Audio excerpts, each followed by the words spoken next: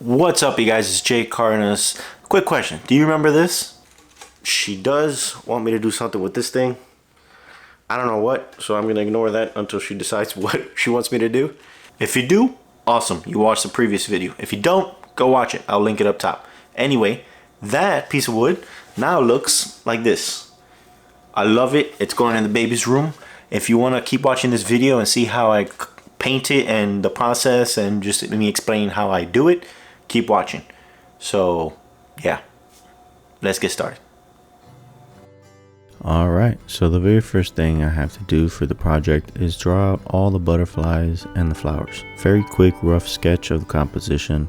It's just so that I know where everything's going to be, and for that I'll be using the Faber-Castell drawing pencil.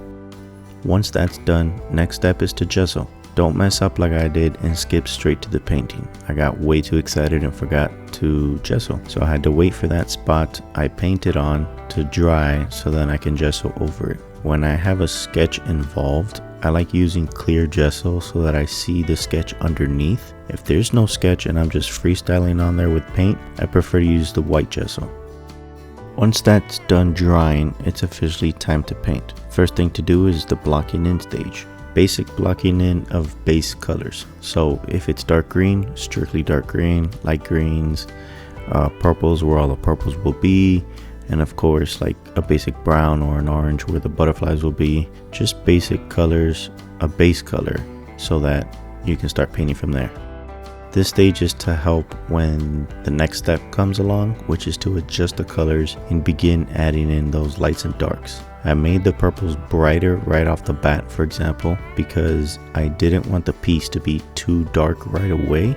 I did the same with the butterflies. The butterflies and the violets are the main focus, so I need to make those big and bright, which is why I adjusted those immediately.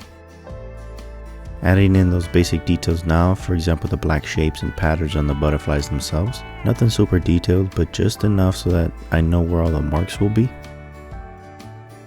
While that dries, it's time to move back to the violets. This is where you're really going to add in those highlights and shadows. All this gives the flowers more life, like a bit more form, and you can achieve that by just adding different shades of the same color. Still nothing super detailed yet, but basic tighter shapes helps. If you notice, I just jump back and forth between the whole painting. It helps me work and keep the artwork tied, almost like it's completed all together at once instead of piece by piece. After doing that, I move back to the butterflies, adjust the colors once more, brighten up the butterflies by adding a lighter orange, almost like a yellow, sharpening up the black lines, and emphasizing more on the patterns that it has a bit more as I go. Yellow is a very transparent color, so the orange from underneath shows through a bit and it looks nice, but now I need to add a different shade of orange on top and it'll help blend both colors underneath. The white blobs on the butterflies are added in to help distinguish where they'll be, roughly placing them. Once they dry, I can go back in with the black, shape them up a little bit, make the white better and sharpen up the patterns. I did not sit here and count the white spots on the wings off of the references I was looking at. That would be crazy.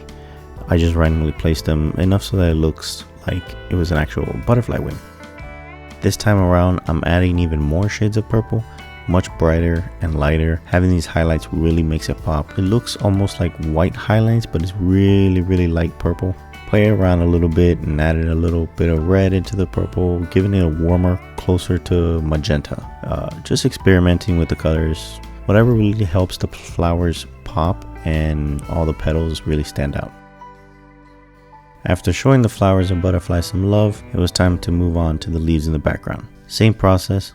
Lights and darks, sharpen up the shapes, adjust the colors as I go. I use darker green in really small spaces, specifically behind like the flowers, underneath the butterflies, behind other leaves. This all helps show which leaves are behind others and which ones are closer. The darker it is, the further back it is. The lighter the greens, the closer it is to the viewer, which means that there's not much covering it. The process of painting takes a while.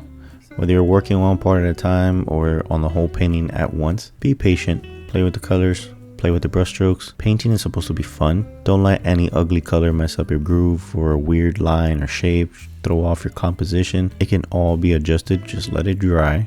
paint in a different area, and when that's dry, paint right over it. Once again, after working around with leaves, I jump back to the butterflies and I keep working in those colors. I try to get them as accurate as possible. You'll notice in some areas I even paint over some of the black lines and patterns. I also change the colors multiple times. I'll start light, then go over it a bunch of times, end up with a much darker color, and then I notice that that dark color doesn't work, so I go back to the previous color that I had. Just a lot of jumping back and forth.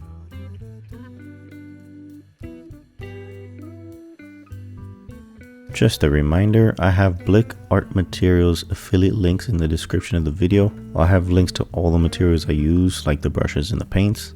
And some of those links will be to my all-time favorite materials. If you're interested in getting some for yourself, do so through those links. I do get a small commission at no extra cost to you, so make sure you check those out. Thank you in advance.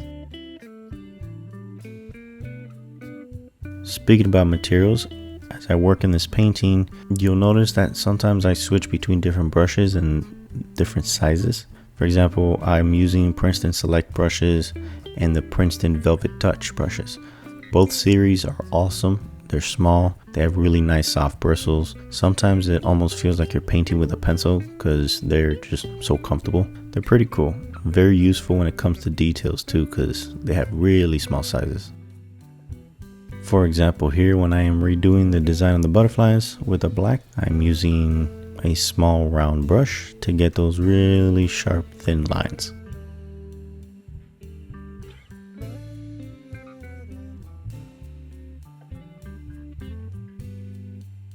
And last but not least, the final thing to do is adding in those final highlights, those final shadows, those really sharp important marks that make the piece come together. These final touches are almost always done with the smallest brush in your set, and it's done very, very slowly. I actually slowed down the video to real time so that you can see how slow I'm talking about. Now, are you ready for those final shots of the completed piece?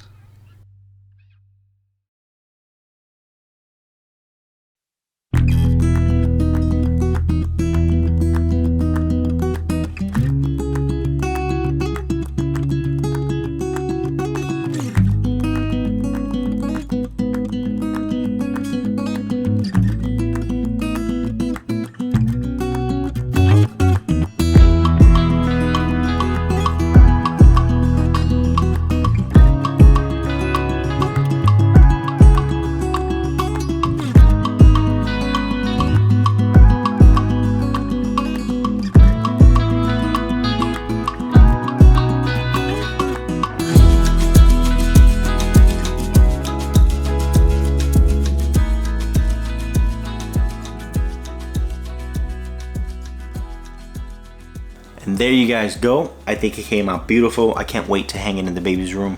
I also really can't wait for her to be old enough to appreciate it. If she ends up loving it, perfect. If she ends up hating it, I'll just paint over it and paint whatever she wants, because she's the princess of the house now. So this one's for you, baby girl. I hope you like it. For those of you that watch my video, thank you very much. Make sure you like, comment, subscribe if you haven't already. It all helps my channel out. Consider sharing my videos, help my channel grow. And like I mentioned before, I do have affiliate links in the description, so don't forget to check that out if you are interested in the materials I use. And yeah, I'll see you guys soon.